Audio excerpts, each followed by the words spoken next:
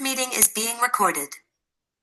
Welcome to the Speaking of Writers podcast. I'm Steve Richards. On this episode, we're diving into one of the most unusual true crime stories you've probably never heard until now.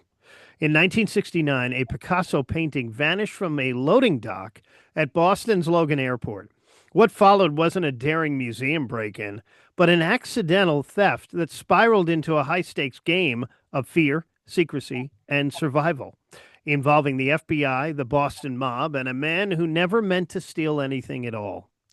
Our guest today is award-winning filmmaker and author Whit Rummel Jr., co-author of The Accidental Picasso Thief, a gripping true story of a reverse heist that raises big questions about morality, panic, and what happens when ordinary people collide with extraordinary circumstances. Whit, welcome to the Speaking of Writers podcast. Well, thank you so much. It's a real honor to be here. It's great to have you. So this story reads like a movie, but it's real. Oh, really? When did you first realize your family history involved a missing Picasso? Well, I was a senior at Tulane University in 1969, and first time I realized it really was when my brother called me on the phone and said, "Hey, you'll never guess what I got." And I said, "No, Bill, I never will." And he said, "I got a friggin' Picasso." And that was the first I heard of it. And it went from there. But I have to correct you on one thing. When you said it was an accidental theft, it was in part an accidental theft, but my brother was no angel. And it may have been an accidental Picasso theft, but I don't think the theft itself was necessarily accidental. He was always up to something, especially before he was married. So that being said, let me try to take it from the top, as it were. Our childhood, and I think any conversation about this event has to include at least a little bit of our childhood because it was so unusual. We came from a small town in Maine, and we had, to this day, still the most interesting man I ever knew as a father. He was quirky, he was a real individual and very creative. And because of that, our childhood was really unique because we grew up with this very industrious and creative guy. And I guess my brother and I, who's now passed on, my brother and I owe this tale or story to my father because he's the guy that came up with the idea. So if you don't like it, blame him. The painting itself is by Pablo Picasso, but for much of the story, it's hidden in a closet. How did that contrast shape your approach to the book? Well, you know, the fact that it was hidden was pretty much unknown to me. The fact that he had it in his apartment, his little apartment in Medford, Mass, had hidden it away, wasn't really that big a thing to me because I knew he had it, and I knew he hadn't put it out in public because he had told me that it was stolen. So, the fact that it was hidden away in a closet certainly didn't surprise me much. The story involves both the FBI and the Winter Hill Gang. How real was the danger from both sides? Well, the danger from both or either side is still a point in question. My brother had an active imagination, along with a lot of boisterous characteristics. And he was not averse to taking something as his own if nobody else claimed it. And at that time, in Boston and at the airport, This was before computers or scanners or any of that stuff. So take it for granted that that was really an unknown package. It was stolen during a snowstorm that's still famous in Boston were called the 100-hour storm. And for 3 full days, it snowed and snowed and snowed, and there were over 2 feet of snow, or 3 feet, that eventually landed there. During that time, of course, the airport had shut down. And my brother, who happened to be stranded there at the time, worked his butt off trying to get things squared away. The airport closing down, of course, meant that there were no planes that came in or went out. And the packages that Emory was responsible for, and many of that Emory wasn't even responsible for, were dumped on their loading dock and in the warehouse. And at this time, Emory was a relatively small company and didn't really have the wherewithal to store everything inside. And so as the storm grew and grew, so did the number of packages that were dumped there. And many of them were left out into the snow and had no packaging left on the outside because the snow or the wet or just the storm took that packaging away. And if you didn't have something marking that package in some way, either return address or real address, you had no way of knowing who it was. My brother's manager, a guy named Maroney, just told Bill that he wanted these packages out of here because the place was overloaded and it was chaos. And my brother did the best he could. But then after about 8 hours, he said, geez, I've done as much as I could getting these packages in order, and the manager pointed to several of them still on the floor and said, what are those things? And my brother said, that's it. There are no labeling. There's no labeling on them at all. And I have no idea where they're going or where they came from. And I don't know what to do with them. And my manager, who instantly made this story into a story worth telling, said, I don't care where they are from. I don't care what they are. Just get rid of them. And that was enough for my brother. He had an adventurous soul, and he immediately spotted one of the paintings or one of the packages was very well constructed. It had a plywood case that was made especially for it, and it seemed to have some exotic writing on it, fragile or whatever. And he immediately decided, oh, wow, that's something I'd like to have. And so he put that in the trunk of his car and forgot about it. He dumped a number of other packages in the trash bin because there was no way of knowing who they were from or to or whatever. And at the end of that 100-hour storm, he drove back to his apartment in Medford and slept for 2 days straight. And when he woke up, one of the first things he remembered was that package. He went down and got it, brought it back up and opened it with a screwdriver and a hammer. I think that's what it took to open it. And as soon as he opened it, he discovered an oil painting about 3 feet wide or tall that was a picture of a musketeer and a lady, although you couldn't tell it very readily because it was very modern and abstract. And up in the upper right-hand corner, he happened to see the word Picasso. And that's all it took. He immediately called me. I was a senior at Tulane at the time.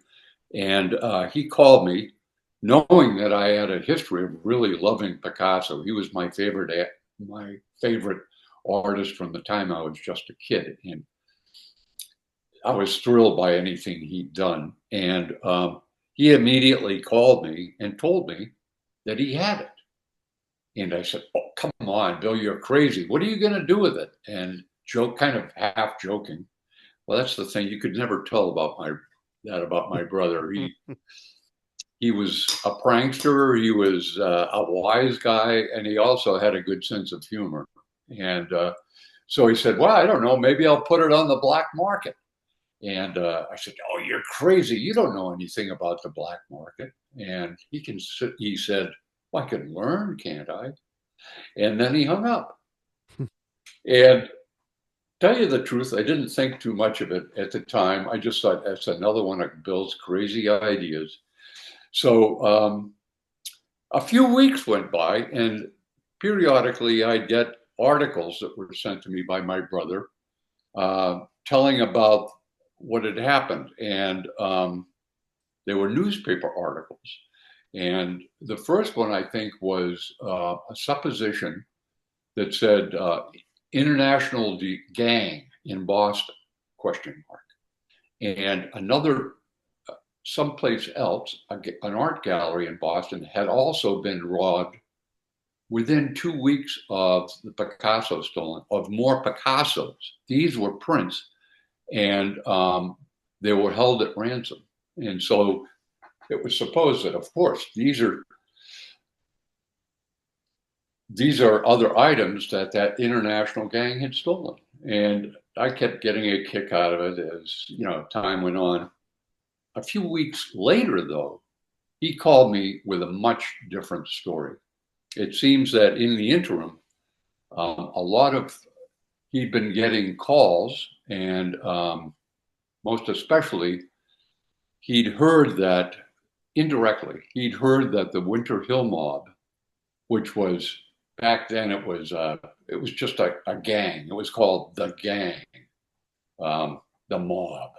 It didn't really have a name or whatever, but we didn't find out till many years later that at the time, Whitey Bulger was running the mob. And he found out that they were looking for it because they were just aghast that anybody that knew Logan Airport would have enough gumption to steal a Picasso painting when it was the unwritten law that airport pretty much belonged to Whitey Bulger. And he was looking for it. And that scared the hell out of my brother. And I think it might have been that same day, the FBI also started looking for it. They had contacted the owner of the painting, whom it was being shipped to from Paris, France, a guy named, can't remember his name at the time, but this fellow,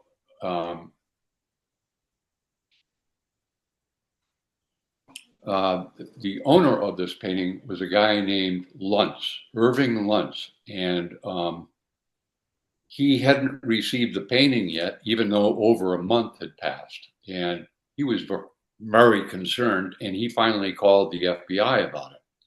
And the FBI tracked it down. Believe it or not, they tracked it to Emory Air Freight.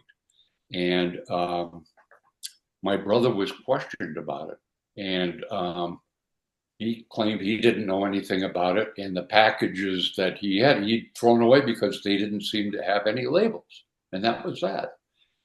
But he knew better. He also knew that the FBI said that they were going to be bringing lie detector tests in order to be a little bit more thorough in their questioning.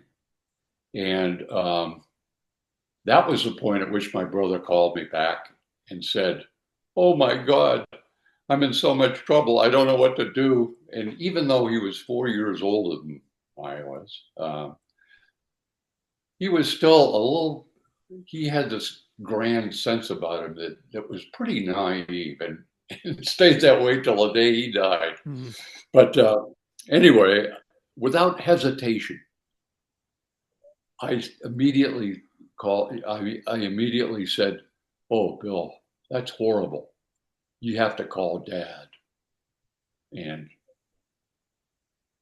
he immediately called my father. Now, this is where a little bit of backstory will kick in, because my father brought us up so differently, so in a cockamamie way. I mean, he was a good man and a very ethical man, but he didn't necessarily think that the rights and the wrongs were there for. My father was a very decent guy, but he was also creative and didn't necessarily automatically believe that right was right and wrong was wrong. There are variations to it. And that's the way we were brought up. And so, anyway, when my brother called my father, my dad immediately said, "Well, Bill, sounds like you've got a bit of a problem." And my brother said, "Do I?" My father immediately laid out a few options for my brother. He said, "First of all, I guess you could just return it and hope for the best. That way, you're being fairly upfront and on board with it, and who knows what's going to happen." My brother said, "Yeah, but Dad, it's been over a month, and if I return it now, they're certainly going to accuse me of something, and I don't want to do that." My father also said, in his inimicable style, "Well, you could bring it up here into Waterville, and maybe you could put it under the new floor that we're laying in this restaurant that we bought, and could just let it sit there for 25 or 30 years and dig it up afterwards. And it'll be worth a pretty penny by that time."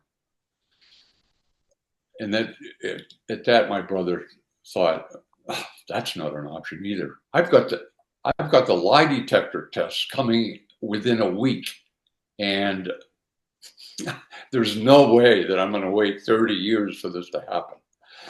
So my father, knowing all the time, I think, that this option was going to be the one that my brother took. But of course, he didn't say that initially. He said, "Well, you know what you could do is return it without anybody knowing that you ever had it." And Bill immediately jumps onto that. He said, "Yes, that's what I want to do. I want to just get rid of it and forget this ever happened." And my father thought for a minute, and he said, "I might have an idea. I tell you what, I'll call you back when I'm a bit more certain on what to do." And a little bit later, I got another call from in New Orleans, and this was from my father. And he said, "Well, I guess you've heard about Bill's quandary regarding the Picasso." And I said, "Geez, I sure have. I have no idea what to do with it, and no idea for him how to get out of the mess he's in." My father said, "Well, I may have come up with a plan." And at that point, he commenced to tell me what I should do. He said, "First of all, I'd like you to get down into the French Quarter and go to the highest price stationery store you can find. Something that carries foolscap stationery." I had no idea what foolscap was. It was I asked my father, and he said, "Well, it's what the real rich people used to use as stationery." And okay, yep. And I'm sorry, one interruption, that's it. Yes. So there's my father, and my brother said, or I said, "Foolscap? What's foolscap?" And my father said, "Well, it's some kind of stationery that the sophisticated people used to use long ago, but they still make it. And also, I'd like you to get a fountain pen, but not just any fountain pen. I mean an old ink pen where you take the ink and dip it directly onto the pen, etc." And I said, "Okay, like what the hell are we doing?" And then he said, I'd like you to come back and immediately write a note." And I said, a note? What are you talking about? And he said, well, it's a note to keep people from recognizing or suspecting your brother as the culprit or the thief. And I said, oh, I don't know what to do. What should I write? And at that point, my father really gave me a huge compliment and said, I don't know, you're the writer. I happened to be majoring in English at the time, and I was so hot into writing. And so I hung up and immediately went down to the quarter and bought the fool's cap stationery he was talking about in that old ink pen, and brought it home and practiced writing. By the way, my father had told me to use my offhand to write the note and print it, not write it, so it couldn't be traced. So that's what I did. And after a half dozen tries, I came up with something that I thought was pretty good. And in my offhand, scribbled it out onto this note and immediately sent it to my brother. And not knowing what the heck was going to happen next. And 2 days, this was the end of March. And my father, the night before it was returned, got in the car, drove down to Boston or Medford, and got together with my brother. And the following day, which was April Fool's Day, which was my father's favorite holiday, he and my brother got in the car and took off with the painting, again encased in the same way it came. And he put the note in along with it. And they drove down to Boston. And first of all, they were going to return it to the Boston Museum of Fine Arts. They figured that was neutral territory, but it was a place that would be honorable enough to see that it was handed on to its rightful owner. And originally, they went down to the Boston Museum of Fine Arts and attempted to drop it at the loading dock. But a half dozen guys came out on their smoke break, and they immediately took off without being seen. And they were forced to get down to Boston Commons, right next to how appropriate, the Ritz Hotel, where my father had my brother stop the car and said, all right, Bill, if I'm not back in 5 minutes, take off and forget I was ever here. And my brother, scared at this time, just shrugged and said, okay. My father got out, took the painting, and walked down the street to a cabbie who was available. And he opened the taxi and put the painting in the back seat, and then instructed the guy to return this painting to the Boston Museum of Fine Arts. And don't ask any questions, and don't wait for any response or any of that. Just get the heck out of there after you dropped it off. And the driver, of course, was very confused. And my father, as one last note, said, oh, and by the way, if you don't carry this out according to plan, I know your taxi number and I'll find you. And he pointed to the medallion on the head of the car. And then he got out and returned to my brother. And so they immediately drove off. And during this drive back, within 30 seconds, my father, I don't know if I had mentioned this, but my father went in disguise. He had this old fedora hat, a trench coat that he'd taken along with him, and a beard that wouldn't take long to figure was fake. And he deposited all of these items in trash cans as they were getting away. And when they got home, my brothers girlfriend, who was then his wife and now his widow, told me that that was one of the best experiences she'd ever known, because when those two got back, they were like a couple of kids. And it was like they'd just stolen the Picasso instead of returned it. Returning it. Yeah. Oh, wow. What a story. Well, Whit, you co-wrote this book with art crime expert Noah Charney. What did he Yeah. bring to the story that surprised you? And it's a great story about how you got involved with him too. Well, Noah is such a wonderful man.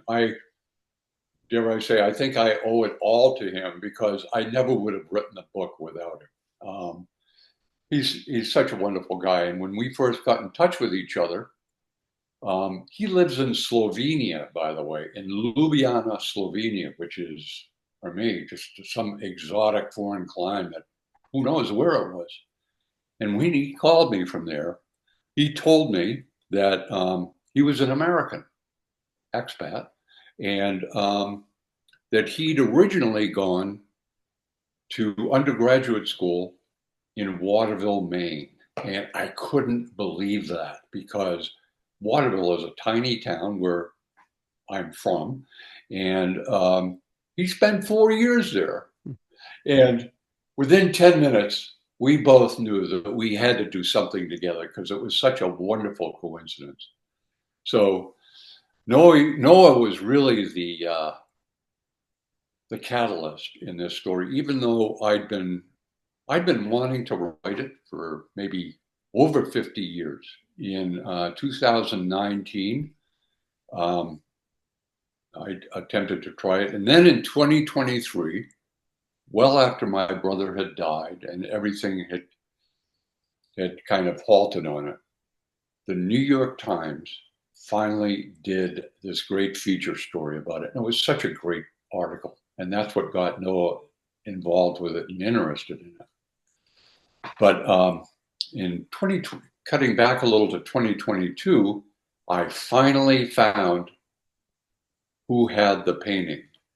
Immediately after its return in 1969, it disappeared again, seemingly gone from out of nowhere. And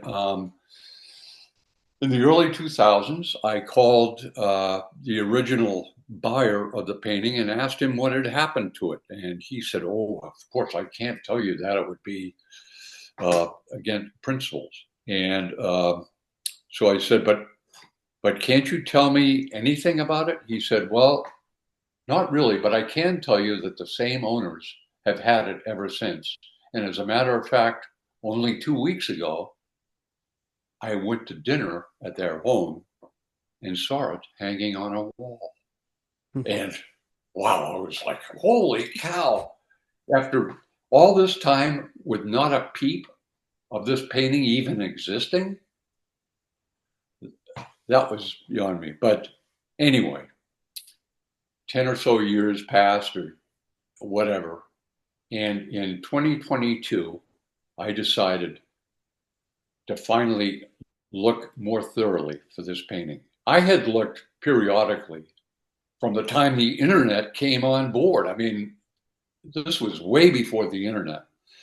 So I put the internet together and searched and searched and searched, and nothing. No mention of this painting ever existed, except for the news articles that were written about the theft right after it was returned.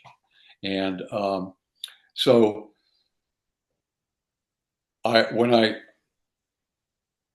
in 2022, I decided to look for it more thoroughly on the internet, and called a good friend of mine, a journalist, and asked him if he knew any cyber sleuths that might be interested in trying to track it down. And he said, "I know just the girl, and just the woman. I know just the woman." And I called her up, and lo and behold, she was very intrigued by the idea and agreed to help. And not 3 days later, she came up with clear evidence that the painting actually existed. It was an old catalog from 1970, I think, which was a showing of several Picasso works that were loaned by wealthy citizens in Milwaukee to put on a show. And in that catalog, the only copy of which I got on eBay, and to this day, I own that only copy with that picture of that painting clearly in there. And it showed that a man named, how can I forget this? Sidney Cole had bought it way back then. And that was the last we'd heard of it. And I immediately Googled Sidney Cole, and it turns out he's a billionaire now, lives in Palm Beach, and sold over $100 million worth of paintings a few years ago. Abstract expressionist art, of which Picasso wasn't a member of that because that preceded him. But I finally got in touch with him after trying in vain to get in touch with him for a good 6 months. And then I found an old landline on the web that happened to be his. And I called him up, and lo and behold, his wife, Dorothy, who's in her 90s, well into her 90s now, answered the phone. And I started telling her about this wonderful story that started in 1969 and told her an abbreviated version of the whole thing. Mm-hmm. And she laughed and chuckled and then said, well, you should really talk to Sidney. He's the one who really knows about this. He's gone shopping right now. I can't believe billionaires go shopping, but he'll be back in an hour or so. And I said, oh, great, I'll call back then. And believe me, that was the longest hour I ever waited, and immediately called back.